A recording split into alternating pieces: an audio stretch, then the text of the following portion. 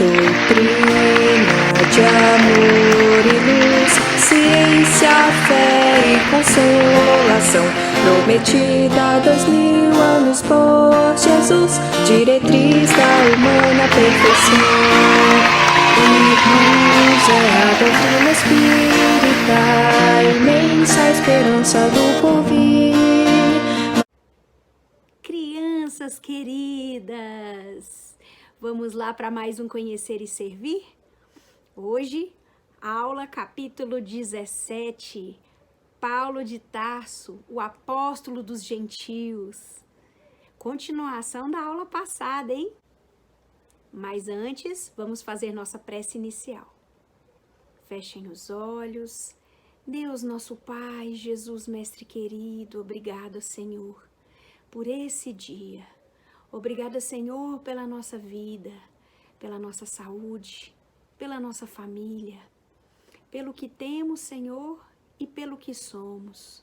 Que o Senhor esteja conosco, nos abençoando e iluminando a todos nós, hoje e sempre. Graças a Deus, que assim seja. Então vamos lá. Após os acontecimentos graves ocorridos em Jerusalém, Paulo, Barnabé e seu sobrinho João Marcos voltam para Antioquia. No caminho, uma decisão importante é tomada. Tenho uma ideia que parece vir de mais alto. O cristianismo não atingirá seus fins se esperarmos a conversão apenas dos israelitas orgulhosos. Jesus afirmou que seus discípulos viriam do Oriente e do Ocidente. Precisamos então atrair esses discípulos.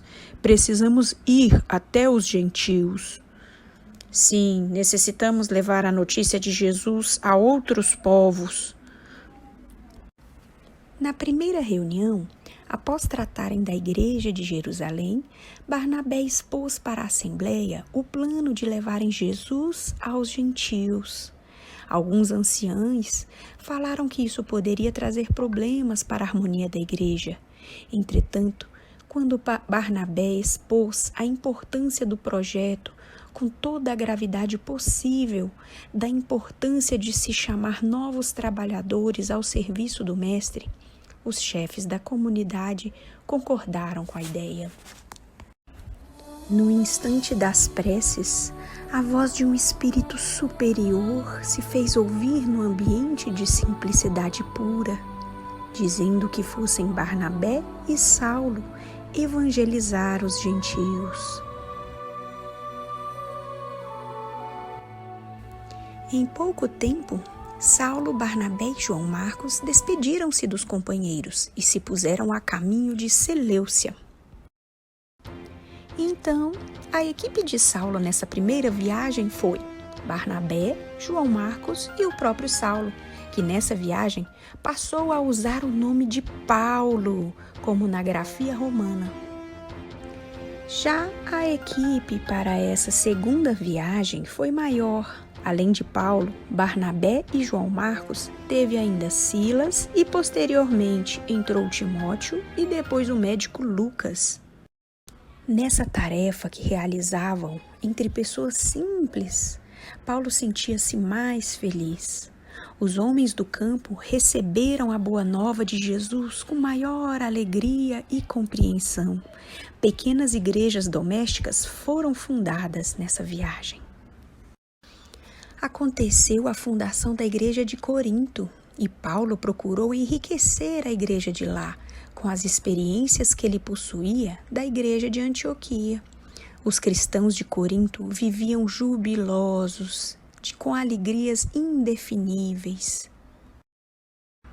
A igreja lá contava com departamento de assistência aos que precisavam de pão, de roupas, remédios. As velhinhas de lá revezavam-se para atender os mais necessitados. Toda noite havia reunião para comentar as passagens da vida do Cristo. Depois da explanação central, haviam manifestações mediúnicas. Em seguida, em silêncio, todos pensavam sobre o que escutaram dos enviados do céu, através da mediunidade, que à época eram conhecida como profetismo, mensagens trazidas pelos profetas. Aqueles que não tinham dom das profecias possuíam dom da cura e eram aproveitados em favor dos doentes. A mediunidade com Jesus dos dias de hoje é o mesmo profetismo das igrejas apostólicas daquele tempo. Para a terceira viagem, a equipe era formada por Paulo, Áquila, Priscila, Silas, Timóteo e Tito. Na quarta viagem de Paulo, ele foi feito prisioneiro em Jerusalém e depois em Cesareia. Dessa vez, ele viajou com Lucas, Timóteo e Aristarco. Durante essas viagens, Paulo foi a Éfeso, a convite do apóstolo João. Fez uma visita à mãe de Jesus, Maria de Nazaré. Também nessas viagens, ao voltar a Jerusalém, Paulo é preso. Na prisão de Cesareia, ele escreve e envia inúmeras epístolas, ou seja, cartas. As epístolas ou cartas possuíam essência espiritual, que provinha da esfera do Cristo através da contribuição de Estevão, que lá do plano espiritual inspirava os companheiros cristãos aqui da terra, naquilo que eles iriam escrever, em especial Paulo de Tarso, que recebia sua inspiração para escrever essas cartas ou epístolas. Ainda em Cesareia, Paulo diz a Lucas da importância de escrever uma biografia sobre Jesus, colhendo os relatos de Maria, e pede a Lucas que o faça. O médico Lucas, então, vai até Maria de Nazaré e atende o pedido de Paulo de Tarso, deixando para a humanidade, assim, o seu evangelho, com um precioso relato da vida de Jesus, um evangelho rico em luzes e esperanças. Paulo também sentiu necessidade de um trabalho escrito que falasse sobre as atividades realizadas pelos apóstolos após a partida de Jesus, para que o mundo conhecesse as gloriosas revelações do Pentecostes. E assim surgiu, também feito por Lucas, o livro Atos dos Apóstolos. Em Roma, Lucas alugou um aposento humilde para Paulo, que, cheio de coragem e confiança em Deus, continuou escrevendo epístolas de consolo às comunidades cristãs distantes dali. No ano de 63, Pedro e João chegaram a Roma. Paulo, então, os deixou liderando os cristãos de Roma e viajou com Lucas, Timóteo e Demas para o extremo ocidente.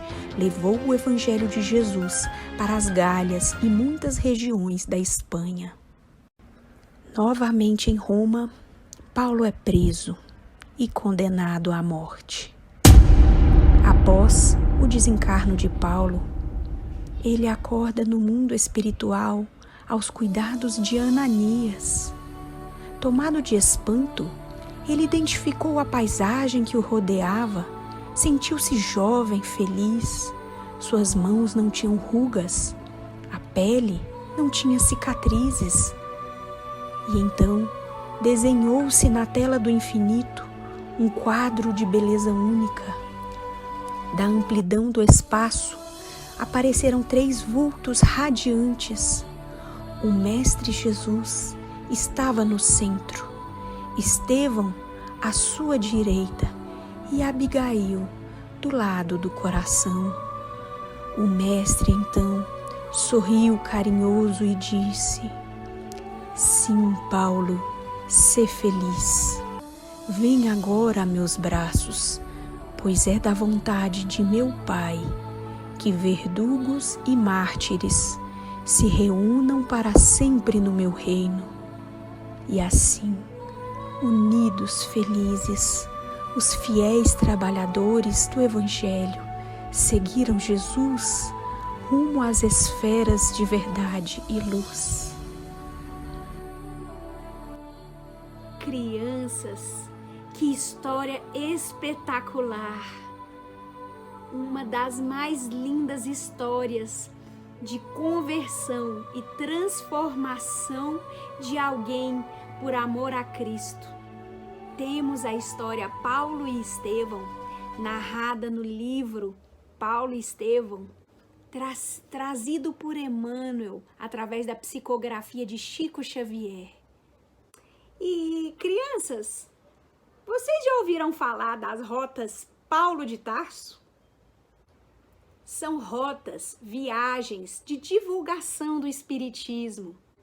Tem o objetivo de fortalecer os centros espíritas já existentes e de fundar novos centros espíritas. As rotas Paulo de Tarso são organizadas para acontecerem num determinado mês do ano e contam com a participação de inúmeros trabalhadores.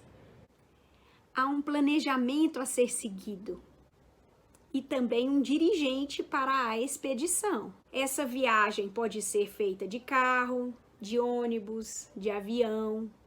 E a equipe leva mensagens espíritas, folders de divulgação da Concafras, de encontros fraternos, ou mesmo cartazes de eventos espíritas, livros espíritas, boletins informativos.